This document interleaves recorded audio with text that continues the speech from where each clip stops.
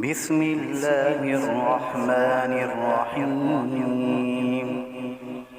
الحمد لله فاطر السماوات والأرض جاعل الملائكة رسلا أولي أجنحة مثنى وثلاث ورباع يزيد في الخلق ما يشاء إن الله على كل شيء قدير.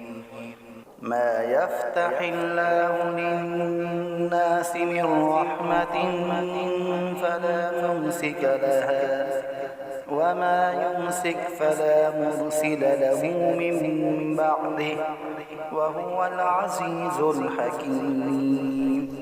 يا أيها الناس اذكروا نعمة الله عليكم هل من خالق غير الله يرزقكم من السماء والأرض لا إله إلا هو فأنى تؤفكون.